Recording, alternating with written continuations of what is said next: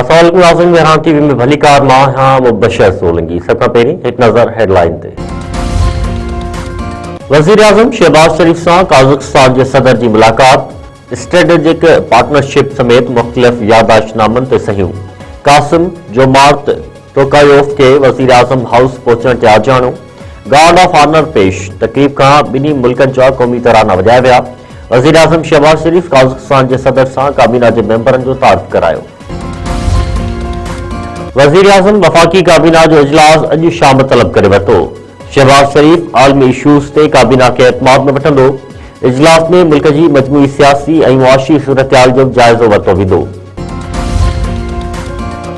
आलमी बैंक जो सदर अजय बिंगा वफ़द समेत मोहन जो दौरो पहुंची वियो। वॾे वज़ीर मुराद अली शाह ऐं सूबाई वज़ीर जाम खान शोरो पारां एयरपोर्ट ते वर्ल्ड बैंक के सदर जी आजियां। अजय बिंगा वॾे वज़ीर सां गॾु ॾोकिरी तालुके जे मुख़्तलिफ़ ॻोठनि जो दौरो कंदो। आलमी बैंक के तावन सां तामीर थियल घरनि ऐं मुतासिरनि जी बहाली जो जाइज़ो वठंदो।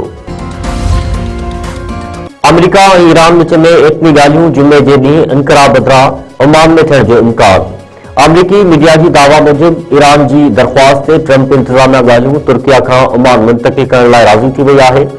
ईरान अमरीका सां ॻाल्हियुनि बाबति मुशावरत की तस्दीक कंदे चयो आहे त ॻाल्हियुनि लाइ हंधि या वक़्तु को ॾुखियो मसइलो न आहे। ॻाल्हियुनि जो हंधि ऐं वक़्तु मीडिया गेम न बणजणु घुरिजे। अमरीकी सदर डोनाल्ड ट्रंप चयो आहे त ईरान मिडनाइट हैमर जहिड़ो ऑपरेशन ॿीहर न चाहींदो। उम्मीद आहे त ईरान सां ॻाल्हियूं कामयाब थींदियूं। ईरान सां ॿी मुलाक़ात किथे थींदी उहा हुननि खे बि ख़बर न आहे। व्हाइट हाउस में मीडिया सां ॻाल्हाईंदे ट्रंप वधीक चयो आहे त ईरान खे अॻुभराई जो ख़्वाहिशमंद नज़र अचे पियो, पर ॾिसणो उहो आहे त वाक़ई को नतीजो साम्हूं अचे थो या न। माज़ी में भी ईरान सां ॻाल्हियुनि जो मौक़ो मिलियो, पर उन जो नतीजो न निकितो।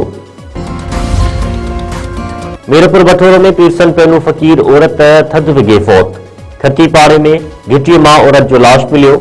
ॻोठ दोदो मला वासण लाली मला तौर सुञाणप।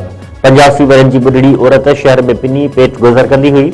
डॉक्टरनि मूजिब औरत जो मौत थधि सबब दिल जो दौरो पवण करे थियो आहे।